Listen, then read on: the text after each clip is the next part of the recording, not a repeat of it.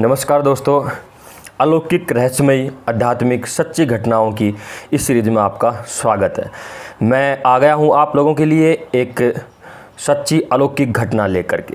आज की जो घटना है वह देवी माँ से संबंधित घटना है।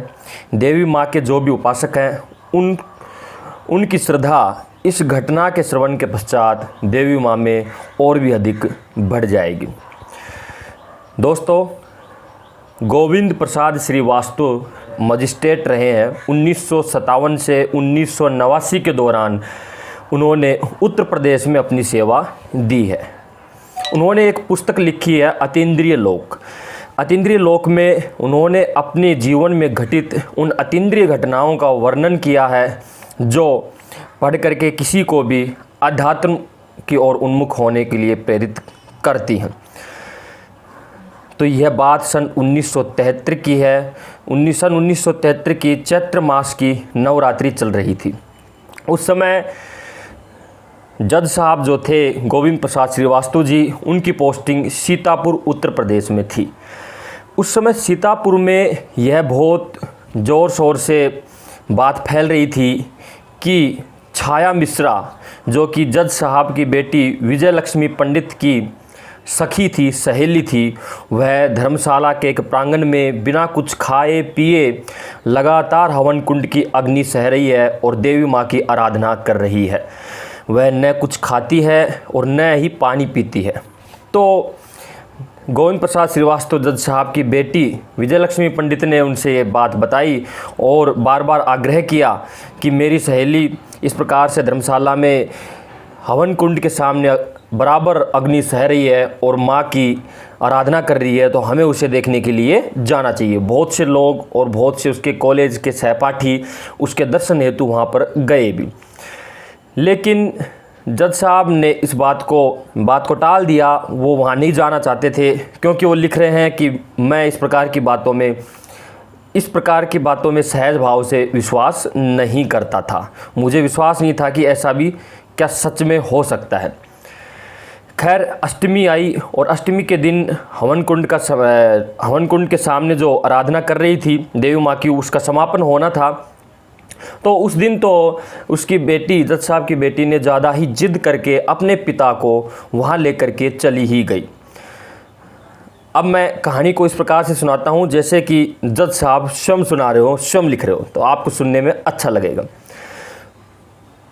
तो मैं अपने बेटी के आग्रह पर वहाँ धर्मशाला में चला गया।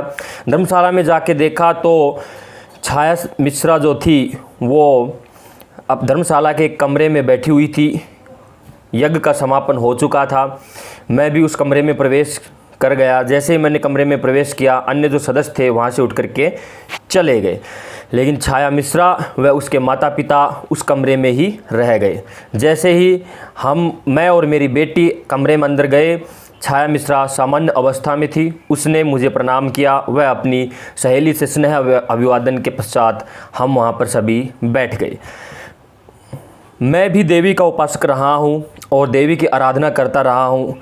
मेरे मन में उस समय लगातार यह भावना बनी रहती थी कि किसी प्रकार से देवी माँ का दर्शन हो जाए।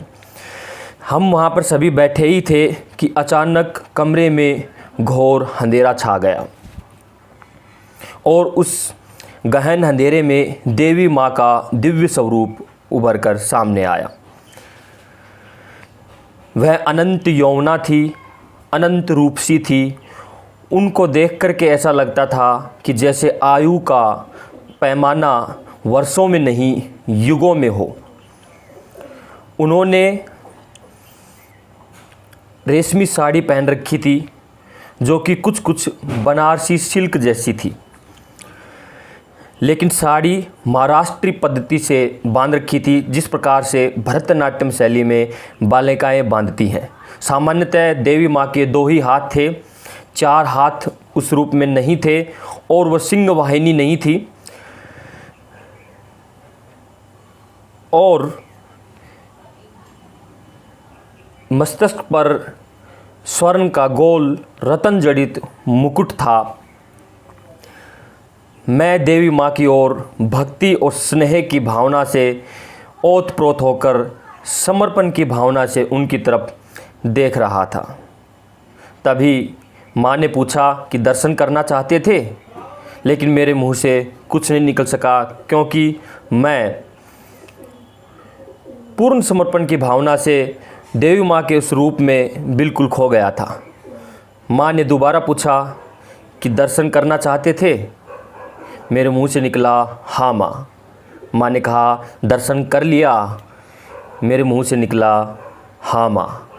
तत्पश्चात देवी माँ का वह रूप अंतर्ध्यान हो गया और फिर मुझे ज्ञात हुआ कि मैं कमरे में बैठा हूँ, उस कमरे में जिसमें छाया मेरी बेटी और उसके माता पिता आदि सभी हैं।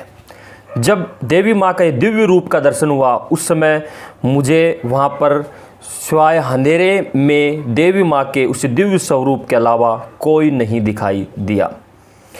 वह दिव्य स्वरूप मैं आज तक नहीं भूल पाया हूँ और जब भी कभी संघर्ष के क्षण जीवन में आते हैं, दुख की घड़ी जीवन में आती है, तो वह स्वरूप मेरी आंखों के सामने आ जाता है, जैसे कि माँ कह रही हो कि क्यों घबराते हो, मैं हूँ ना। दोस्तों, यह सच्ची घटना थी एक रिटायर्ड एडिशनल जज की, गोविंद प्रसाद श्रीवास्तव की, जो 1957 से 1989 तक उत्तर प्रदेश में कार्यरत रहे और उन्होंने जो अपनी पुस्तक लिखी अतीन्द्रिय लोक, उसके पृष्ठ संख्या 1 से अध्याय 1 में ही उन्होंने इस घटना का वर्णन किया है, जो मैंने आप लोगों के सामने रखी।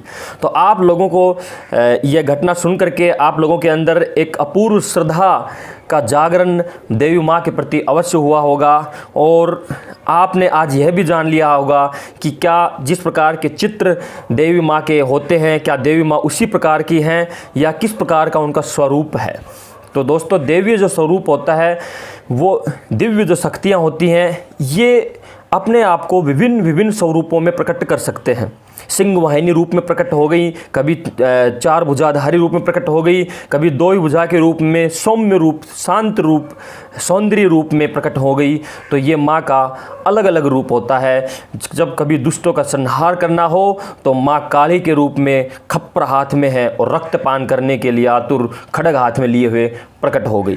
तो ऊर्जा का यह भिन्न स्वरूप होता है, जो समय, परिस्थिति और साधक की मनोभावना के अनुसार प्रकट होता रहता है।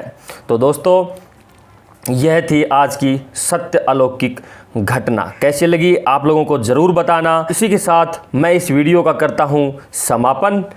फिर मिलता हूँ आपको एक बहुत अच्छे से वीडियो के साथ। तब तक के लिए नमस्कार। जय हिंद, जय भारत, जय श्री राम, जय हनुमान, जय माते की।